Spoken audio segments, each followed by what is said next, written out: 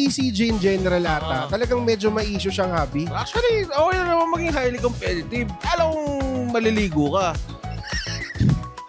Paano mo? Aga? Sa totoo lang, isa yan sa mga pinakamalaking problema dito. Dahil pumalo na ng 60 pesos ang palitan ng peso sa dala, ang pinakatanong, is it okay for us to stick at the times 40, times 45 range given that nasa 60 na nga ang dollar? May rule ako number 1 nung sinimulan namin to. Ayokong maririnig yung salita at spill sa customer na dito na lang po kayo maglaro. We compete. We will compete in a healthy way or manner. Hindi kailangan magsiraan. Oo. Hindi kailangang mag-agawan ng customer. Oo. Actually, sobra pa yung customer para sa dami ng LGS. So, sinasabi na namin dito, this is a podcast not only for Magic, to be honest, and not only for Hobby Hive.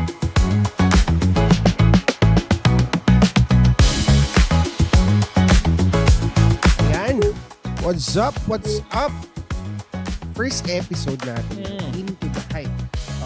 Nandito tayo sa, well, originally, gaming area. Tapos, naging Hobby Hive Studios. Nakita kasi kami ni... Pumunta ako dito one time, tapos nakita ako si Boss CJ.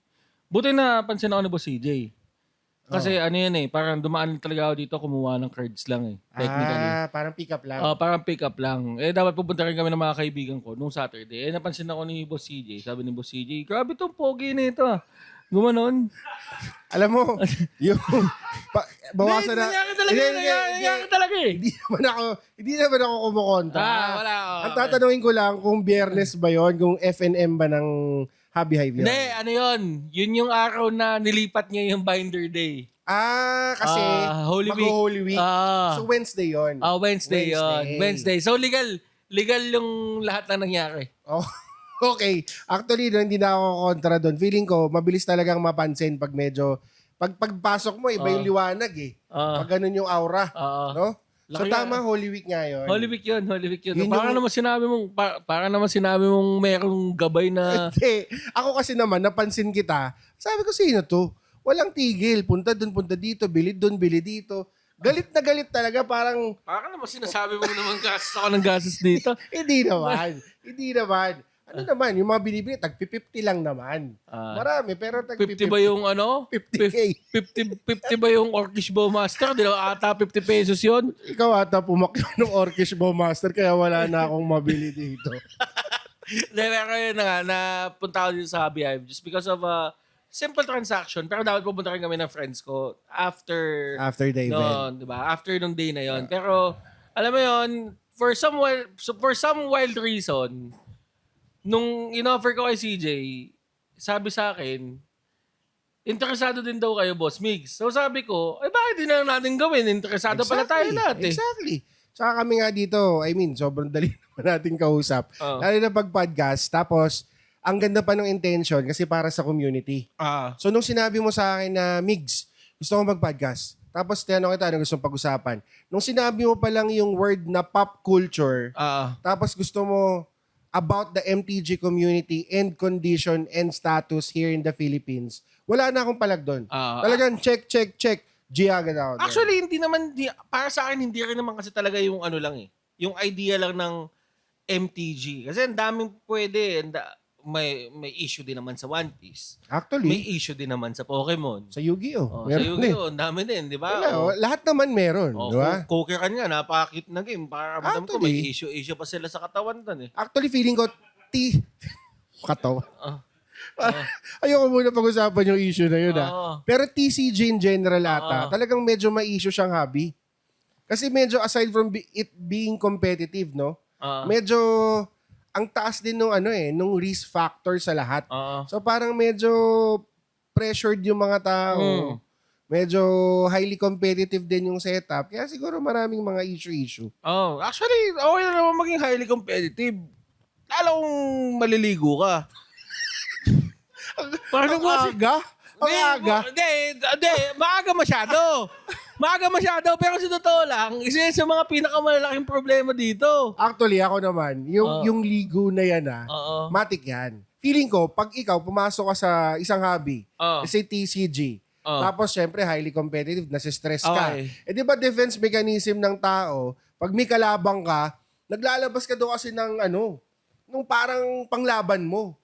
So, yung amoy daw, kasama daw yun. Pero, hindi lahat ng amoy mabango. Ang masama, kung masama yung amoy na nalalabas.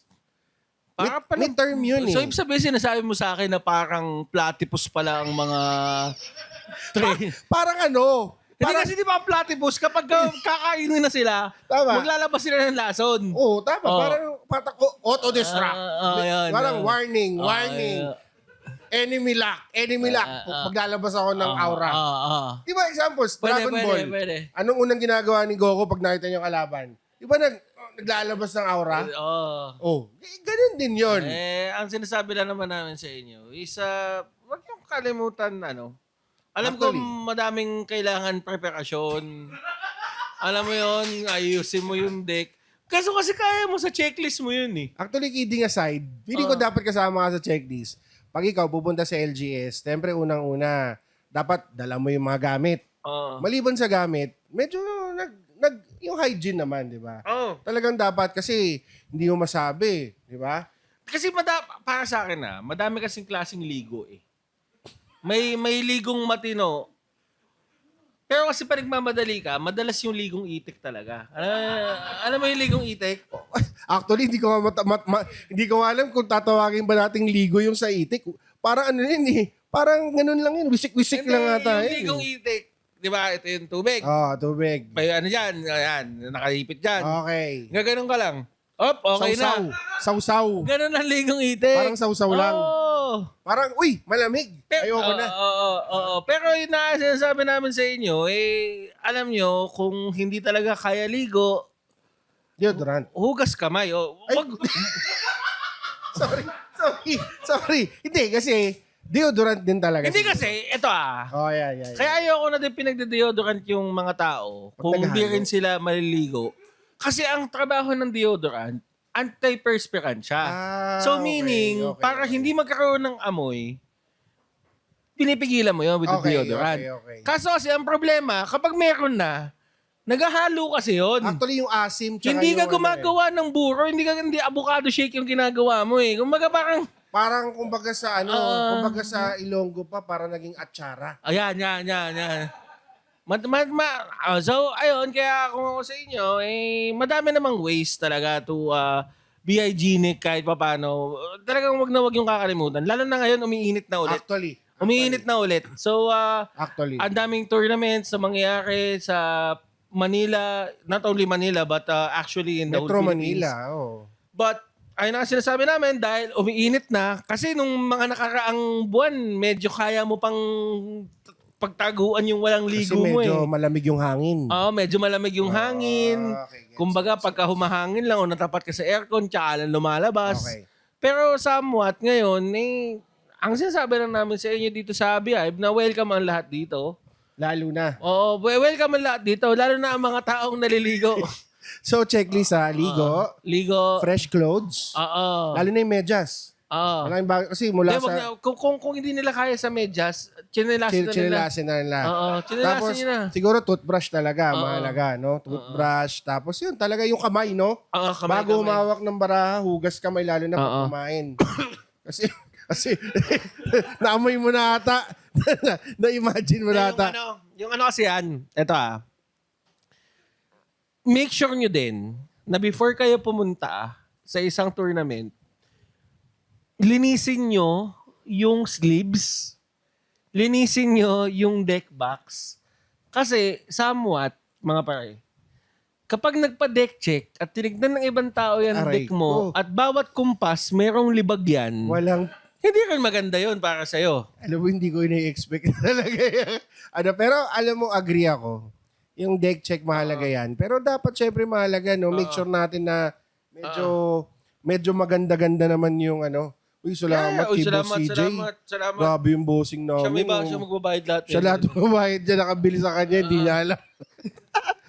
So, hugas kamay. Hugas kamay. Para hindi malagkit yung sleeves. Tsaka para makatipid ka rin. Oo. Kasi kung mabilis dumumi sleeves mo, di mapapagastos ka. No? May bago akong kasabihan eh. Kapag ka nagtanong ka sa isang tao kung kamusta yung sleeves niya, tignan mo muna kung paano siya mag-handle ng sleeves.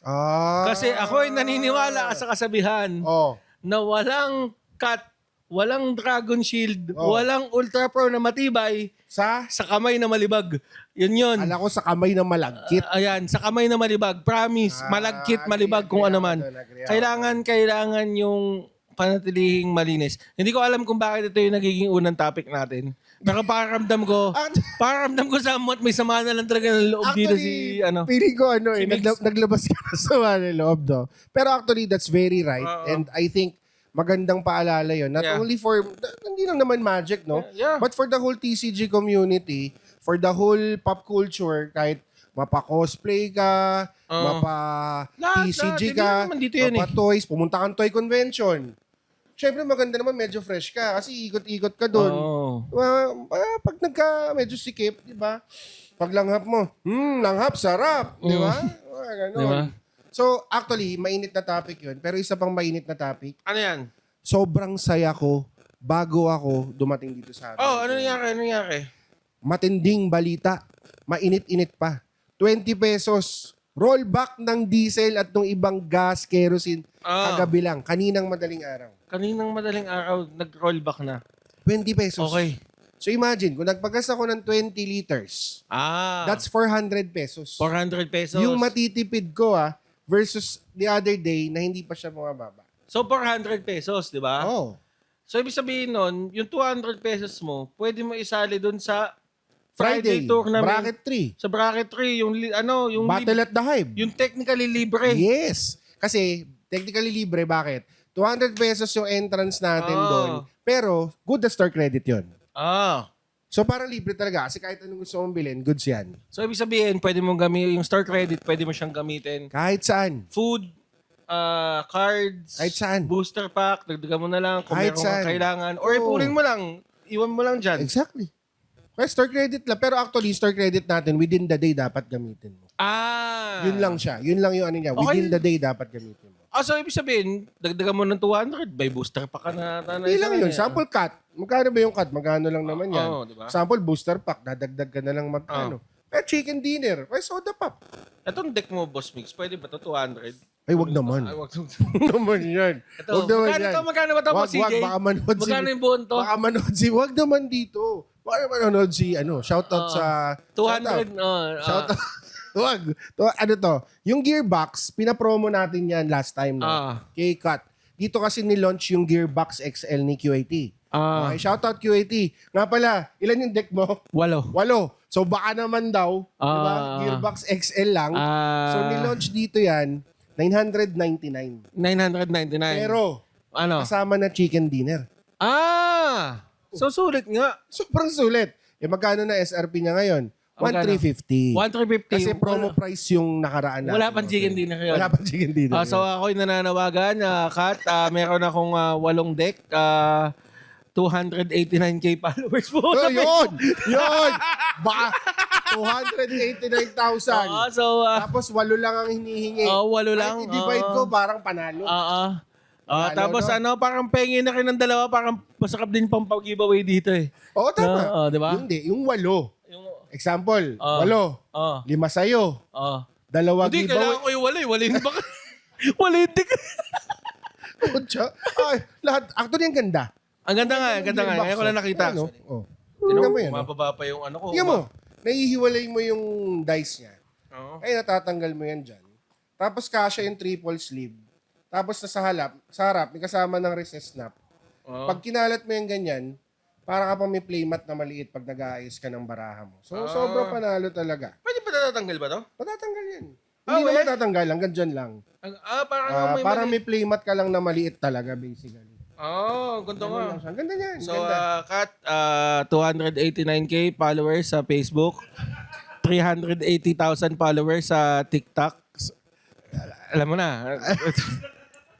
Hindi, joke lang. Pero yun na nga, sinasabi na natin dito, yung mga quality na deck boxes na ganito, Q80. Ayan. Yan. And alam ko, may pamigay din sila eh. Yes, tsaka support local tayo, no? Tapos meron ding pamigay si Q80 Ngayon, alam ko ngayon may pamimigay. Mamaya ilalabas ni Direk Aki tsaka ni Assistant Direk CJ yung mga pamimigay natin.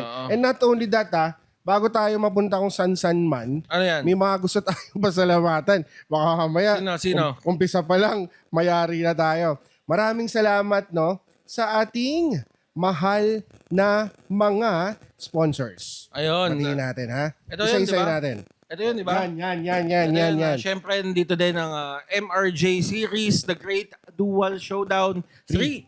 A CEDH B5 tournament presented by Javi Hive in partnership with Soul Avenue PH. Ito ay gaganapin ng May 31, 2026. Dito sa Javi Hive mismo. Plus. Nasa Wilcon Depot IT Hub kami, pero huwag kayo papasok ng Wilcon. Tiles doon. Doon kami sa second place kasi yung makukuha nyo doon, tiles, madami. Tsaka inidoro. Oo. Tapos, ang entrance fee nun ay 1.7K PHP for pre-registration yan. at 1.9 naman for walk-in. Yes. Tapos, yung inclusion ng 1.9 na yun ay may 300 pesos Na meal food voucher. Dito sa Javi Hive. Sobrang daming prizes. Ang winner daw ay may Savannah foreign na white Yes, bordered. correct. Third edition. At may Soul Avenue PH gift. An invite to the next TGDS event. Wow. And all access pass voucher from Javi Javi Hive. Hive. So sobrang dami na pwedeng mapanalunan. Maraming salamat Soul Avenue PH and MRJ series for the Great Dual Showdown Ayan. 3. So ngayon, napag-usapan na rin naman natin hard-hitting ang mga prices nun ng Yes. ating sponsor. Ngayon, at tinitignan ko naman dito is, ano nga ba yung pinaka-main topic natin dito? Siyempre, eto na to. Ito na. Dahil pumalo na ng 60 pesos Okay. ang palitan ng peso sa dala. Okay. 60.06 to be exact. Bumababa naman yung gas pero pataas talaga Pataas talaga. at pahina talaga ang piso. Ang piso. Di ba? Yes. Alam natin yan. Ngayon, Mm. ang pinakatanong, dahil nag-60 na, is it okay for us to stick at the times 40, times 45 range given that nasa 60 na nga ang dollar? Well, technically, guys, at the back of our heads, bigyan ko na lang ang disclaimer ngayon na alam ko naman na your cards, your rules. Your cards, your price, your rules. Your cards, your price, your rules. But at the same time, iba-iba pa rin talaga kasi yung benta ng mga tao eh. May mga tao nag-stick na talaga sa times 50, times 55. But at the same time, may mga tao pa nga that goes as low as times 35. Diba? Actually, yes. Minsan nga, may times 30, may times 35. Okay, ang gandang topic niyan because sa panahon ngayon, yung cards kasi, TCG in general, it's not only considered as a hobby, no? But it's also considered as an investment for others. Kasi kung yung mga hindi familiar, example, ngayon nyo lang po napapanood tong podcast na to, ngayon lang kayo narinig ng podcast discussing about MTG, TCG, ang cards po, lahat ng yan ay may value. Yeah. Merong internet na i-check mo, lahat ng baraha may value yan. Kahit sentimo, piso, 5 piso, 20 hanggang 1 milyon. May value lahat yan. Okay? So if gusto mong mag-liquidate, it is a very good way for you to create either revenue or kita or gusto mo lang mabalik yung pera mo pag kailangan mo na yung pera. I think it's the perfect time dahil bakit? Dahil may nangyayaring challenging ngayon which is yun yung global crisis. Yeah. So, very crucial kung magkano mo mabibenta yung baraha mo. Yeah.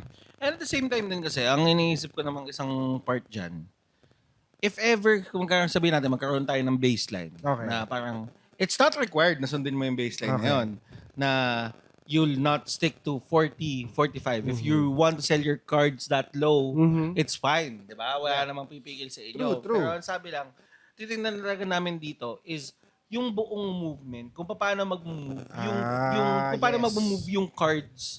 Not only for Magic, but for the whole TCG. The whole TCG.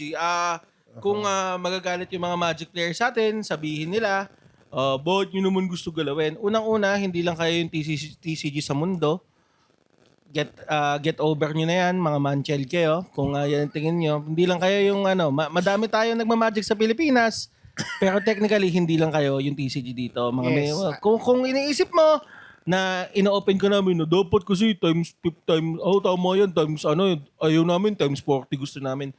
Technically, presyo mo yun eh. Actually, Oo, ikaw na bahala. Ang titignan na namin, paano na nga ba yung baseline? Ano yung basis? Kasi dati, nung nabuo naman yung times 40, times 30, times 35, times 45, nagkakaroon kasi ng baseline din yun somewhere. Yes. Ngayon, hindi na move yung baseline na yun eh.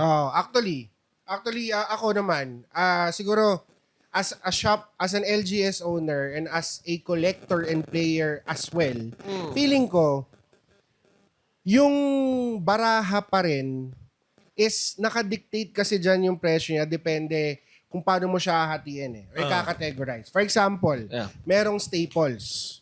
Merong hindi staples.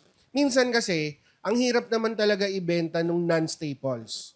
So, ang ginagawa ng mga tao, binababa nila yung multiplier nila para mabilis nilang mabenta yung baraha. So ano lang, instant liquidation lang. Exactly. So, parang law of supply and demand pa rin. For example, ngayon, ano ba yung tumataas because of the secrets of Strixhaven? Displacer kitten. Yung Ngayon, dugo ko. Tsaka yung bibilin mo displacer kitten. Hindi, Diba? yung Example, heuristic study. yung heuristic study yung bibilin mo. Example, tumataas yung mga blue. Bakit? Sa heuristic study, sabi mababan. Hindi na ban. So, tumaas lalo na kahit paano yung presyo. So, ang nangyayari, yung mga staples, since alam mo namang mabebenta mo siya, I think, hindi masamang ibenta mo siya sa time 60. Okay. Bakit hindi masamang ibenta sa time 60? Unang-una, yun naman talaga yung dollar rate. Okay? Number 2, staple naman siya. Number 3, kung hindi naman nila gusto, hindi naman nila bibilin yan. Kasi marami naman silang options dahil may iba namang nagbebenta. Pero I think, hindi mo pwedeng sabihin masama kang tao dahil nagbebenta ka at time 60. Yun lang yung pangit eh. Hindi naman. And actually, if at this point, you're gonna sell at time 60, kasi technically, yun naman yung estado ng buong mundo Yes. So, para sa akin you can't really be labeled as a quote-unquote scammer. Scammer, smacker. Scalper. You can't be placed at that kind of position. Exactly. Kasi somewhat, yun yung dinidikta ng buong mundo sa paligid mo eh. Totoo. Tsaka isipin mo, hindi kasi nakikita ng iba minsan yung puhunan behind. Hindi lang naman yung baraha yung pinuhunan mo eh. Example, pinaship mo pa yan, pinalalamove mo. O kaya, shoutout lalamove, nabanggit natin ha. Baka naman. Tapos, example, ikaw, may gas ka. Biniyahin mo sa isang shop na malayo yung baraha para makuha. Technically, may labor pa yun. May labor. And wala na dapat trabaho ang kinukonsider na libre sa panahon to. And actually, yun na nga yung sinasabi natin dyan. There will always be people who's gonna sell at times 35. Times 35 para sa akin. That's fine. Somewhat, times 30, times 35, those are people who just want to liquidate instantly. Yes. Kahit ano pa yung barahan nila, if they're at a crisis, they have an emergency, Liquidate yun nila. yung pinaka-safest place to actually just put it out. Exactly. Pero at the same time, if you're gonna think about it, kapag ka tinaas mo naman ng 50, 55, 60 yung multiplier at sa baseline ng mga tao, ibig sabihin dapat tumaas din yung mga buy list ng mga LGS. Actually, isa yun. Ako, bilang shop owner din. Kasi, ayoko sabihin, kasi ganito. Kasi shop owner, kaya ganito. Actually, yes. Kung talagang pwedeng itaas ng ganon, times 60, yung mga walang pwesto, pwede rin naman talaga. Dapat lang din siguro magtaas din ng buy list si LGS. Para mabunggo mo rin yun sa currently na nangyayari. Pero, doon din ako papasok na yung times 60, kung ibebenta yun ng normal na seller, walang puhunan in terms of renta, walang empleyado. Ang question doon, ibig sabihin ba, okay lang din na ibenta ng LGS yung baraha higher than times 60? What do you think about that? Well, actually, technically, yun yung mangyayari. Diba? Kasi, at the same time, if you think about it, kapag ka tumaas yung baseline, sabihin natin, ang pinaka-baseline natin ngayon, everybody times 40, times 45. That's like the average. Pag sobrang staple, pumapalo ng 50, 55, nobody bats an eye. Yes. Diba? Pero kasi, kapag tinitignan ko, most of the shops naman, ang multiplier na yan at default, nasa ano na yan eh. Nasa starting yan 55, may 60, 65, up until 70. Correct yan. Popper nga, may times 80. Correct yan. Pancit Canton nga, times 80. Oh. Pwede ba tumawa na lang ako doon? Huwag ka na mag-react. Basta, Hindi, kasi, ito, for example, pag LGS kasi, talaga namang, alam mo yun, marami talagang overhead. Yeah. It's not only the staff, hindi lang siya yung renta, but andyan yung utilities, andyan yung tax, andyan yung mga kusa, things na hindi maiisip ng mga taong hindi familiar sa pagnenegosyo. Yeah. And all of these are very essential na kailangan 100% ma-fulfill ng LGS. Kasi if hindi ma-fulfill ng LGS to, basically, magsasara lang din yung LGS. So, ano ba yung goal ng community? For example, itong Hobby Hive. If you are enjoying playing at Hobby Hive, since bago lang kami since December, of course, our goal is to exceed beyond our contract dito sa Wilcon. In short, gusto namin tumagal ng matagal. But the only way na magiging posible yun if masusustain namin yung current na overhead namin at yung ginagastos namin. Yeah. And the only way to do that is to create profit or revenue out of the things that we sell. Food, andyan yung magic. Kaya nga bawal outside food and drinks eh. Kaya sobrang higpit namin dyan. Why? Because we want to sustain the shop. Yeah. Actually, ever since nga, dati nung naglalaro pa talaga ako, yung talagang tambay sa mga magic store, yung tipong wala pa talaga, kasi wala pa talaga ang trabaho nun eh. Well, estudyante ako nun. Nagagalit ako sa mga shop na hindi sila nagpumapayag na mag-binder. Nagagalit ako doon. Pero as alam mo yun, nag-mature, nag-develop ka, napansin mo na yung mga bagay-bagay, you have a job of your own, Yes. you have a brand of your own, Yes. di ba? Na-realize ko, kaya din pala nung mga unang panahon na nagkakaroon ng mga LGS na tinatawag, napapansin ko, nagsasakaduhan nga yung mga loko. Exactly. Kasi hindi din nila kaya i-sustain yung sarili nila kasi kesa bumili dun sa may shop. Bumibili sa ginagawa, tao. Technically sinasabi ko, kung pupunta kayo ng shop, kahit bumili kayo ng isang booster pack, Actually. okay lang, kaya na yun eh. Huwag Actually. yung gawing meet-up place yung LGS. Ang ganda nung sinabi mo, no? Ang ganda nung sinabi mo, huwag mong gawing meet-up place ang LGS. Hindi lang sa Happy Hive to sa lahat. For all. Sa lahat. Ayan. Global. Kung gusto mo pumunta ng Infinity, nandyan. Oo. Infinity Diba? Abyss. Kung gusto mo pumunta ng Green Gate, kung gusto mo pumunta ng Vault, kung gusto mo pumunta ng Forge, High Market, Contemporary. Unbox Green Hills. Oo, medyo wala kami, hindi porket Hobby Hive kami dito, hindi kami papromote ng ibang shop. Kasi technically, isang goal lang naman ng lahat ng yan. Magkakakompetensya, pero isang goal. True. May rule ako. Sinabi ko to sa staff. Oh. Ito hindi ko ina-upsell si Hobby Hive.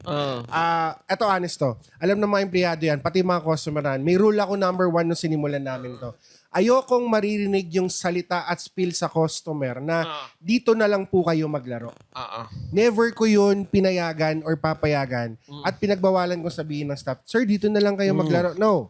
Kami kasi, ang gusto namin is not, we compete. We will compete in a healthy way or manner. Pero never kaming papailalim. Yung sabihin, dito na lang kayo maglaro. Huwag na kayo maglaro doon. Kasi, no way. The community will strive if halos lahat ng LGS will have a common ground and a common culture. Parang pub crawl, bar hopping lang din naman. Example, doon ka sa poblasyon. 100 bars ang magkakatabi. Pero everybody knows that the customers support different shops at the same time. 30 minutes dito, lipat ng 30 minutes doon. So, ganun na rin naman sa MTG community or sa TCG. Pagtapos ka na sa isang shop, gusto mo ng ibang culture, ibang meta kalaro, lipat ka sa kabila. Diba?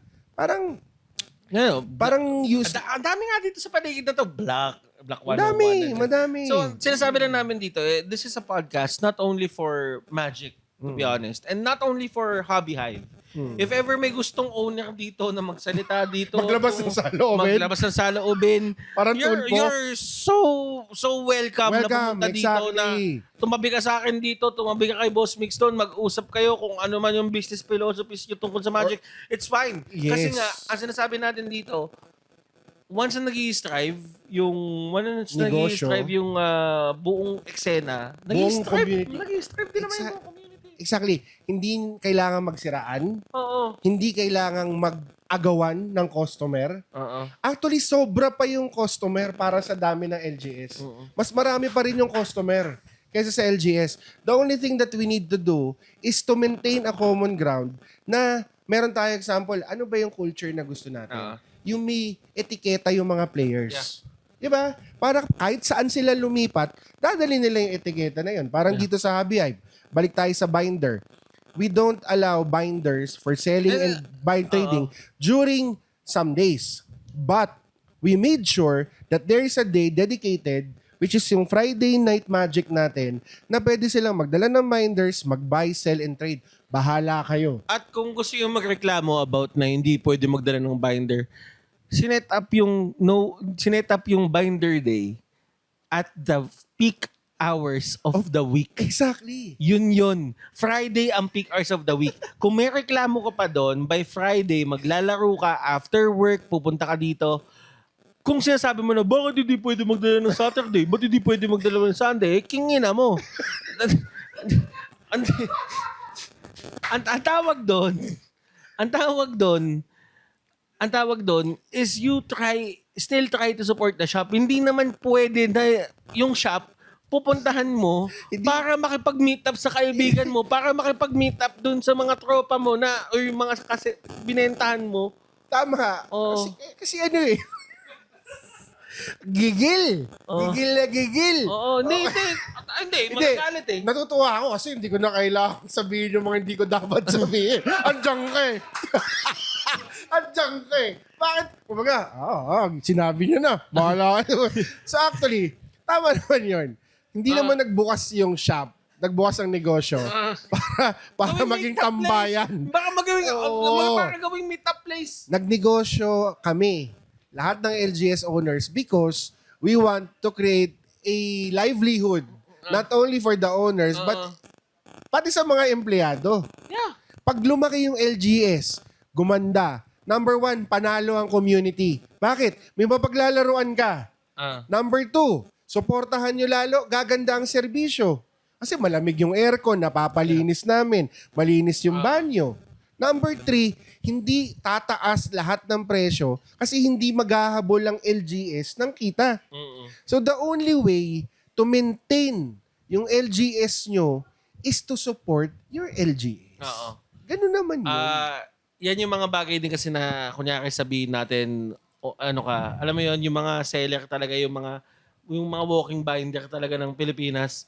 May mga ba yung mga ismaker? Hindi yan yung mga ismaker. Hindi ismaker? May mga walking binder na ismaker, pero hindi naman lagi. May mga reasons kung bakit ka tinatawag na ismaker. Pero, then again, ito na ang sinasabi natin. You wouldn't really know kung solo ka lang na tao na nagbibenta ka lang ng binder, tapos ilalabas mo lang yung binder. Tapos parang, alam mo yun, kumukuha ka, di ba? Yes. Oo, ano yun? Okay. So, yun, technically, hindi mo malalaman yun unless sa pinagdadaanan ng isang LGS, hindi mo siya malalaman. Totoo. Unless yung may mga tao nang umaasa sa'yo para sa sahod nila. Yes, on a business perspective, katulad ngayon sa example, pasahod ngayon or sa sahod ngayon. I mean, if kami, pinayagan namin let's say yung binder, bahala kayo dyan, tinda kayo dyan, pinayagan namin outside food, outside drinks, probably sa namin huhugutin, kukunin yung pampasahod namin. Pambayad sa renta. And sa mga nakapunta sa Hobby Hive, Butters, ikaw na lang din magsabi, yung mga hindi pa nakapunta, alam nyo gaano kalaki ang Hobby Hive Plus.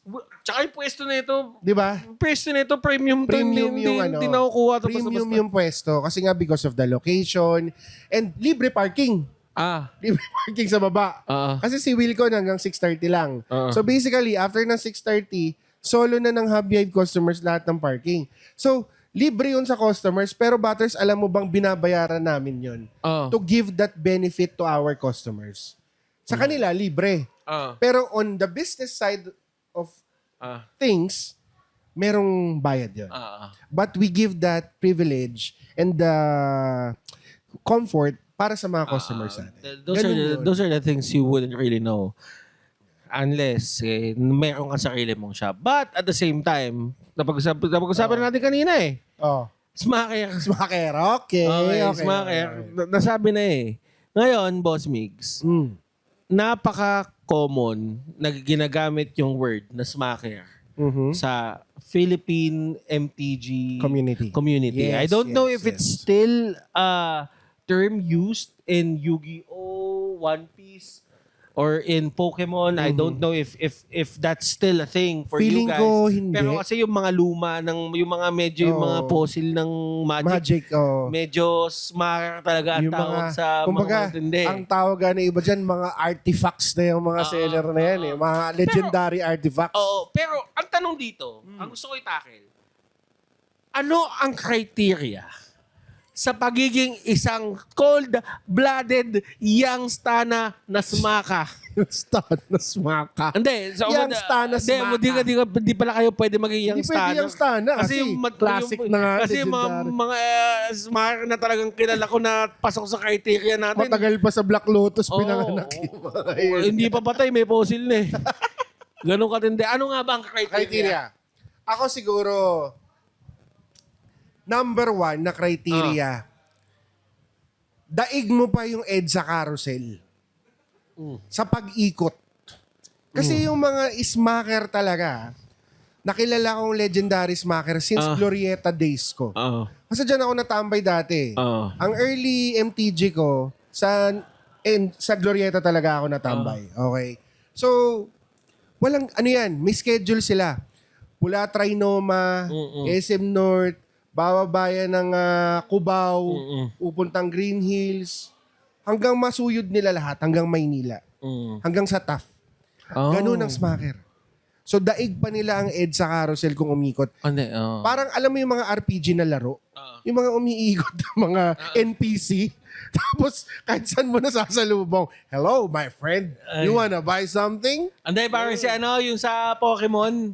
Yung sa Pokemon yun eh, yung bawat Poke Center. Nandun siya. Oo, yun.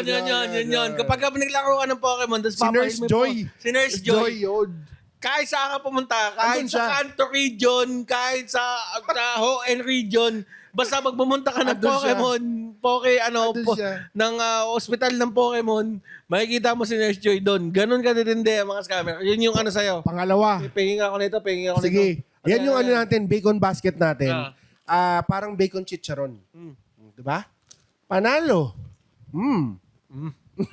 Tapos Huwag kalimutan maghugas ng kamay bago umawak ng magic, ha?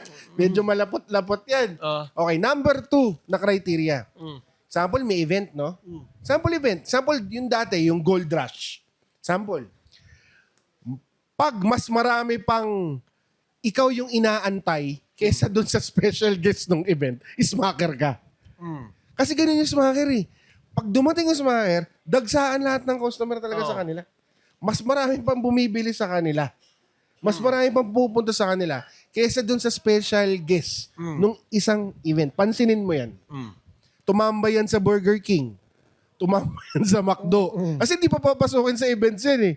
Alam ng mga LG, alam ng mga owner dito sa Pilipinas at alam na nagpapa-event, sino yung mga smacker. So in short, hindi na sila papayagang pumasok unless may palamesa para sa mga sellers. Pero pag wala, matik, ang meet-up place ng smacker, nasa Jollibee yan, nasa McDo yan, nasa Burger King, nasa Starbucks. Yun. Ito, ang isang criteria ko, para malaman na smacker ang isang tao, kapag kabago yung player, iba yung presyo. Kapag hindi niya tropa yung player, pero matagal na naglalaro, iba. Kapag kakilala niya, tropa niya, Iba. o kung ano man, tapat yung presyo. Oo, tapat. Times Pero ano, no? ang sabi, may discount. In short, ang smacker ay isang tunay na magikero. Oo. Nagbabago-bago ang presyo na isang smacker. Tsaka ang galing nila mag-compute, pre. Ang bilis mag-compute. Example, kausap kita, no? Example, smacker ako, ha? Bili ka sa akin. Bili ka sa akin. Example, bago kang customer. Hindi kita kilala. First time. Boss, magkano yung ano mo, spell figure mo? 1.5 lang to, pre. Pero last one na lang kasi talaga to. Tapos, hindi. Pero sige, bigay ko sa'yo ng 1.4. Ay. 1.4 na lang. Ganun kabilis magpalit. Di ikaw. Murang-mura ka Ang naman. bilis magpalit ng Ganda. presyo sa akin. Tapos pagtingin mo yung spell figure, 800 lang pala. Ang bilis. Ay, example, 1.5. Tapos wala pang 5 seconds. 1-4 pala. Bigay ko sa'yo 1-4. Ganon kabilis. Hindi, ang pinakamaganda naman tingin sa, ang pinakamagandang linyahan ng smacker sa akin. Yung gusto ko lang talaga ismakin, tapos mag-profit siya. Tanong mo, boss, magkano yan? Sir, magkano tong displacer kitten na to, sir? Yung display circuitin, kuha ko dyan, 5K eh. Sir, 5K? Siguro Wala po, ba ibababa yun, sir? siguro po 8. Puro 8, sir? Oo. Di ba, sir, kahapon narinig kita sabi mo sa customer, 4-5 lang yun, sir. Hindi kasi, kuha ko dyan, 5K talaga. Sir, parang presyong foil lang yun, sir. May ganon. Ang daming oras kung ganon. Oo, actually. Pati yung kunyari mahiyain. Oo. Mahiyain, no? Parang ganun nga. Pero ako naman, nagpapasmak talaga ako. Sabihin ko sa'yo, lalo na pag alam ko naman na yun lang din yung hanap buhay ng tao. Kasi alam mo, kudos din sa mga smacker. Ang sisipag ng mga yan, pre. Galing pang trabaho yan. May bit-bit na binder. Lilipat yan sa kung san. Tapos kala mo ba, hindi rin biro yung presyong dala nila ng baraha. Kung yung hold-upper nga lang, matalino sa Magic, mas gusto pa nilang hold-upin yung smacker kaysa sa cellphone ng iba. Pre, kayang mag-down payment sa bahay Pero yung dala ng smacker. Pero actually, ang smacker nga, para talaga sa akin, kung pupunta sila sa isang event, technically, inaaral din nila kung ano yung kailangan dun sa event na yun eh. Ang galing. Ganon eh. Yung meta. Oo. Kung gusto mong malaman ano yung malakas at meta ngayon, sa smacker ka magtanong. Sample, Sir, ano bang malakas dyan eh? Ito. Malakas to ngayon. Ito nga, feeling ko, lalakas to bukas eh. Diba? May mga ganon. Ay, actually, kudos din sa kanila. Kasi ini-study nila yung mga bagay-bagay. Because they know na some of the people na pupunta sa event na last time ko kasi last time ko talaga nakakita ng smacker. 2012. Talaga ba? 2012. Kailan ginawa yung Grand Prix dito? Yun, 2012. 2012, 2011. Huli kong inatin ng Grand Prix. Dito pa ata. Ewan ko Ako kung sa Grand Prix. SMX. Ako dito Ako ata ata- sa MOX. Sa MOX saan- dati. saan ako? Wala pang MOX pala. Wala pang MOX. Pero yung grupo na, basta nakalimutan ko eh. Kung saan yung event ginawa. Tagal na kasi. Pero noong 2011, 2010, 2011, 2012, somewhere along those times, naglalaro pa kasi ako ng competitive standard. College Okay. pa kasi ako noon. Okay. So, lalaro ako. Tapos parang kailangan ko ng Huntmaster. Huntmaster of the Bells. Oo. Yun yung hottest card. Mainit yun dati. Hindi, yung kasi yung hottest card Oo, dati. mainit. Ang dating dalawang meta na deck noon. Well, actually, tatlo yung meta na deck. Pero kasi medyo napag-iwanan na yung isa eh. Tempered Steel. Tempered Steel. Yung Tempered Steel na deck. Yung Delver. Okay. Delber. Tapos may Naya mid-range nun. Talagang Feeling ko ano pa lang ako niyan. Elementary pa lang ako nung panahon na yan. Kaya hindi ko mag-gets yung sinasabi mo. Kung elementary ka, Ang inabutan ko kasi... 3 years old, nag-run Ang inabutan ko kasi talaga, cookie run. Ay, Cookie run lang talaga. Hindi ko mag-gets yung sinasabi. What Delver of Secrets ba yung sinasabi mo? Mahal dati nun. Sobrang mahal nun. actually, hindi mahal yung Delver. Oo. Yung mahal, yung laman na iba. Yung laman ng iba. Tama naman. Oo. Pero alam mo kasi, yung smacker para lang sa mga hindi nakakalam, these are great and very smart competitive Magic players. Smacker sila, pero bago yun, competitive Magic players talaga karamihan sa kanila. Kaya sobrang alam din nila pagdating sa barahat kung ano yung kailangan mo. Minsan nga lang nag-overextend lang. Kailangan mo to. Kailangan mo rin to. Ang isang trait pa ng smacker para sa akin, hindi sila scammer Hindi. Hindi scammer. Hindi scammer. Smacker sila. Oo. Nag-charge sila ng mga presyo na mas mataas doon sa normal. Susubukan. Pero never sila nang i-scam. Oh, never. Mga matatalino lang talaga magbenta to. Ang isang criteria nila sa akin. Kunyari, tournament, may promo card. Okay. Lalapit sa'yo. Kailangan mo ba yung promo card mo? Bilhin ko na lang sa'yo yan. Yan! Actually, Yan! Shoutout sa bumili ng Goblin Guide ko. shoutout sa bili ng Goblin. Bili naman yung Goblin Guide ko. Ino-operan mo 300. Tindi mo, Noy! Tindi mo, Noy. Buti na lang hindi ko binenta sa'yo yun.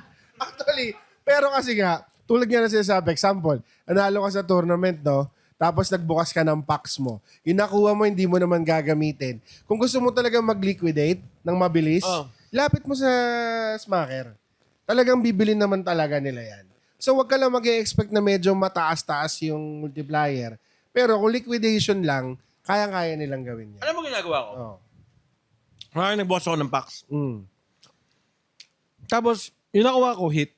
Oh. Pero hindi ko naman kailangan. Oh. Nakipag-deal ako dun sa may-ari o bantay. Tinatanong ko, kunin mo yan, bigyan mo ako ng set ng packs. Bigyan mo ako ng number of packs na equal dyan. Okay. Ganun yung ginagawa ko. Tapos pinapa-offer ko yung may-ari. Sinasabi niya, mabibigyan ka na ng 3 packs per that. Okay lang sa akin yun. Kasi, kung hindi naman talaga sobrang laki, kung hindi naman talaga sobrang laki, okay lang sa akin na kunin mo yon o hindi ko naman talaga kailangan. Okay lang na kunin mo yon kasi para sa akin, number 1, makakuha pa rin naman ako ng packs. Number 2, magkakaroon ako ng chance ulit na laruin yung risk ng Magic the Gathering booster packs. Actually, tama naman. In fairness, ako sobrang solid. Lahat na napag-usapan natin ngayon sa episode 1 natin. Actually, ang dami kong hindi na-expect na pag-usapan. Pero sobrang ganda in a sense na I think may makukuha talaga silang something out of it. No? Like the etiquettes of playing MTG, of being a TCG player in the community, yung status na kinatatayuan ng mga business owners, LGS owners, at the same time, ano ba yung tamang pagtanggap ng ginagawang decision sa mga business owners? Actually, para sa akin talaga, ang conclusion or summary ng ating episode 1 ay ay maligo, maghugas, at magpresyo ng tama. Yan ang tatlong setup natin para sa episode 1. Pero syempre bago tayo magpaalam, no, pasalamatan ulit natin yung MRJ, tama ba? The Grand Dual Showdown 3, Soul Avenue, Neo Cafe and Bar, Hyundai Power Products Philippines, at yung QAT na alam kong narinig na may 8 kang deck na kailangan ng gearbox. Gearbox XL lang, boss. Maraming salamat, QAT. Popost ko yan. Mag-selfie ako kasama isa-isa yan. Ayan. So feeling ko, ang dami na nating pag-usapan, dami na nating sinabi. Feeling ko kailangan maglaro na tayo. Oo nga eh. Kunin mo na yung deck mo. Kunin ko yung deck. Kunin ko na yung deck ko. Ito na. Tara, laro. Tara, G!